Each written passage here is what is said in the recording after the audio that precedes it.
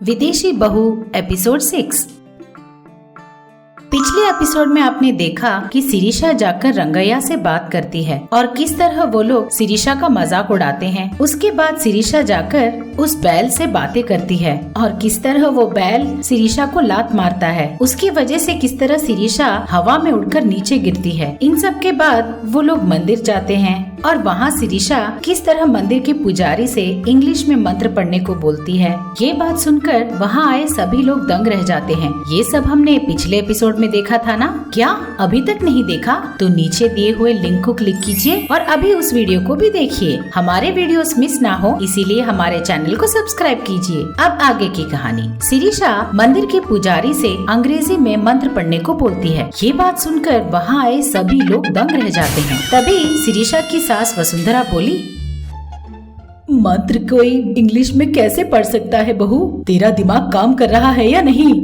आप चुप रहिए ना सासू माँ, आपको कुछ नहीं पता। हमारे अमेरिका में तो मंत्र भी इंग्लिश में ही पढ़ते हैं। वैसे भी लगता है इन पंडित जी को इंग्लिश नहीं आती। सब लोग मेरी तरह अमेरिका एनआरआई थोड़े ना होते हैं। इस तरह वो बड़े घमंड से बोलती है। इसकी बातें सुनकर वहाँ आए सभी लोग को बड़ा गुस्सा चढ़ता है। मंदिर में एक औरत शिरीषा से बोली, ये सब क्या है लड़की, तुझ में अकल है या नहीं? मंत्र भी कोई इंग्लिश में कैसे पढ़ सकता है? ऊपर से तुम पुजारी को चिढ़ा रही हो कि उन्हें इंग्लिश नहीं आती। क्या तुझ में रत्ती भर भी संस्कार नहीं है?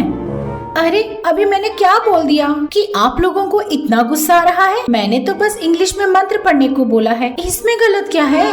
अरे ओ, ये सब क्या गड़बड़ कर रही है? पंडित जी हिंदी में मंत्र पढ़े वही तेरी समझ में नहीं आता, अब तेरे लिए वो इंग्लिश में मंत्र कैसे पढ़ेंगे? इस तरह वासवी डांटती है। अरे पूछने में गलत क्या है? अमेरिका में तो मंत्र भी इंग्लिश में ही पढ़ते हैं, मालूम है? इस तरह बोलती है। तब वो पंडित जी बोलते हैं, बेटी तुम कहाँ से आई हो बेटी? ये बात सुनकर शिरीषा अपने मन में सोचती है, हाँ अब लोगों को मेरे मूल्य का पता चलेगा। अगर मैं इनसे बोल दूं कि मैं अमेरिका से आई एनआरआई हूँ तो वो तो सीधे मेरे पैरों पर ही गिर जाएंगे। इस तरह से सोचकर बड़े घमंड से बोली, मैं न्यू जर्सी अमेरिका से हूँ। शिरीषा की बात सुनकर पुजारी बोले, बेटी तुम्हें देख के लग रहा है जैसे तुम कभी अमेरिका में किसी मंदिर में गई ही नहीं हो। तुम अमेरिका ही नहीं देश के किसी भी मंदिर में चली जाओ, अंग्रेजी में कहीं पर भी मंत्र नहीं पढ़ा जाता, क्योंकि इन मंत्रों को हमने नहीं हमारे पूर्वजों ने लिखा है। हमारे पूर्वजों ने उन्हें जिस भाषा में लिखे हैं हम उसी भाषा में उनको पढ़ते हैं, ना कि हम अंग्रेजी में पढ़ते हैं। ना ही तुम्हारे अमेरिका में और ना ही किसी और देश में। जब वहाँ ही नहीं पढ़ सकते तो हम यहाँ अपने गांव में कैसे पढ़ें? पुजारी की बात सुनकर सब लोग हंसने लगते हैं। मंदिर में एक औरत बोली, मुझे तो पहले ही शक हो रहा था, ये लड़की जरूर बढ़ चढ़कर बातें बोल रही है। बड़ी आई बोलने वाली कि हमारे अमेरिका में इंग्लिश में मंत्र पढ़ते हैं।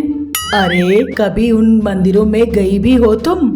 इस तरह से बोली। तभी वहीं बैठी एक और औरत बोली, अरे यार ये सब कुछ नहीं, वो महारानी हम सबके सामने घमंड दिखाना चाहती है कि वही अमेरिका से आई है। वो अमेरिका से आई हो या और कहीं और से, हमें इससे क्या? तुम जाकर ना अपना रौब अपने अमेरिका में झाड़ना, यहाँ ये सब नहीं चलेगा। और ऐसा मत दिखा जैसे तो अकेली ही अमेरिका में रहकर आई हो। हमारे जो ये पंडित जी है ना, वो भी न्यूयॉर्क में एक मंदिर में पुजारी की तरह 10 साल काम करके वापस आए हैं, जानती भी है तू? इस तरह से बोलती है। उस औरत की बात सुनकर शिरीषा दंग रह जाती है। क्या पंडित जी, ये औरत सच बोल रही है? तब पंडित जी बोले, Yeah, I too lived in America for about 10 years. I have gained a lot of knowledge there. But at the end, I love my India and our village. Hence, I came back to our village so that I can spend the rest of my life serving my village.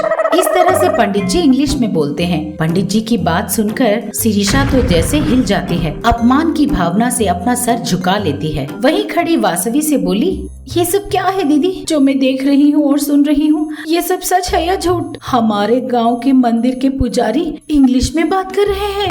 अरे अरे इसीलिए तो मैं कब से बोले जा रही थी कि अपना मुंह बंद कर, ज्यादा बड़बड़ मत कर, लेकिन तूने मेरी एक नहीं सुनी। अब देख सब लोग तेरी तरफ किस तरह घूर घूर के देख रहे हैं। हैं, तूने तो हमारी इज्जत की धज्जियां उड़ा दी।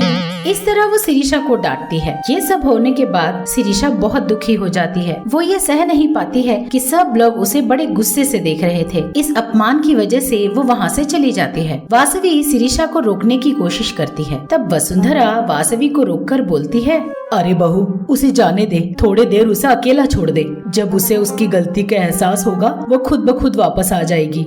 इस तरह वो दोनों मंदिर में पूजा करके घर वापस लौट जाते हैं। लेकिन शिरीषा अपनी गलतियों के बारे में, अपने घमंड के बारे में सोचते हुए वही मंदिर की सीढ़ियों पर बैठी रहती है। तभी वहाँ पंडित जी फिर से पहुँचते हैं। आकर शिरीषा से बोले, क्या बात है बेटी, यहाँ क्यों बैठी हुई हो? कहीं तुम्हें गुस्सा तो नहीं आया कि मैंने इंग्लिश में मंत्र नहीं पढ़े? ये बात सुनकर शिरीषा बोली, अरे अरे पंडित जी, ऐसा मत बोलिए। दरअसल मैंने जिस तरह से वहाँ बदतमीजी से आपसे बात की, मैं उसी के लिए पछता रही हूँ। सच बताओ बेटी, मैं जानता हूँ कि तुम्हारा उद्देश्य ये नहीं था कि तुम मेरा अपमान करो। तुम्हारा उद्देश्य तो कुछ और ही था। क्या था, बताओ मुझे। तब शिरीषा बोली, हाँ पंडित जी, मुझे ऐसा लगता है कि सब लोग मुझे स्पेशल तरीके से देखें, स्पेशल तरीके से ट्रीट करें, सब लोग मेरी खूब प्रशंसा करें, यही मेरी आशा है। इसीलिए मैं सबके सामने अपने आप को बढ़ा चढ़ा कर दिखा रही थी। लेकिन जब भी मैंने ऐसा कुछ भी किया तो मुझे सम्मान के बदले अपमान ही मिला है। इस तरह से बोलकर वो दुखी होने लगी। पुजारी शिरीषा की बात सुनकर उसके मन को समझते हैं। पगली कहेगी, तुम ये जानती हो कि तुम्हें क्या चाहिए, लेकिन ये नहीं जानती कि उसे हासिल कैसे किया जा सकता है। समंदर की लहरें कभी भी आसमान नहीं छू सकती बेटी, तुम्हें पहले इस बात को अच्छे से समझना होगा। इस तरह समझाता है। तब शिरीषा बोली, मेरी समझ में तो कुछ भी नहीं आया पंडित जी। देखो बेटी, जिस दिन तुम गाँव आई थी तुमने क्या किया था? जैसे ही मैं आई मेरी सासू माँ ने मेरी नजर उतारी। ये देखकर मैंने उन्हें चिढ़ाया कि वो अभी भी पुराने जमाने के ख्याल रखती हैं। बस यही हुआ। ठीक है बेटी, फिर तुम्हारे पति ने क्या किया? उन्होंने मेरी तरफ गुस्से से देखा और अपनी नजर उतरवाई। तब तुम्हारी सासू माँ ने क्या कहा था? उन्होंने अपने बेटे को गले से लगा लिया और कहा कि उनका बेटा खरा सोना है। अच्छा तो ठीक है, तुम अमेरिका से यहाँ आई हो ना? आने के बाद तुमने अपनी सासू माँ या ससुर के पास आशीर्वाद लिया था?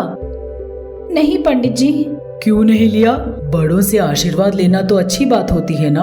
अगर तुम ये सोचती हो कि तुम्हें बड़ों से आशीर्वाद की जरूरत नहीं तो ये तुम्हारा घमंड होगा। लेकिन ये सोचकर कि वो हमारे बड़े बुजुर्ग हैं, उनके बिना हमारा कोई अस्तित्व नहीं और उनका आशीर्वाद लेने में कोई बुराई नहीं, तो वो तुम्हारे संस्कार हैं। एक बात समझो बेटी, किसी भी व्यक्ति की इज्जत तभी बढ़ती है जब वो संस्कारी होते हैं, घमंड दिखाने से नहीं। इस तरह से बोलता है। उनकी बातें सुनकर शिरीषा सोच में पड़ जाती है। तब पुजारी शिरीषा से बोले, ठीक है बेटी, एक काम करो, आज तक तुमने लोगों को सिर्फ अपना घमंड दिखाया, आज से अपने संस्कार दिखाओ। तब देखना वो लोग तुम्हें कितना इज्जत और प्यार देंगे। तब जाकर तुम्हें समझ में आएगा कि तुमने क्या किया है, सही या गलत। इस तरह समझाते हैं। सारी बातें सुनकर शिरीषा, ठीक है स्वामी जी, आज से आपने जैसा कहा मैं वैसा ही करूंगी। इस तरह शिरीषा पंडित जी का आशीर्वाद लेकर मंदिर से चली जाती है। उसके बाद क्या हुआ देखेंगे अगले एपिसोड में। देखते ही रहिएगा महा टीवी। आप सबको प्रणाम, मैं आप सबकी मनपसंद सास हूँ। हाय, और मैं आप सबकी चहेती बहू हूँ।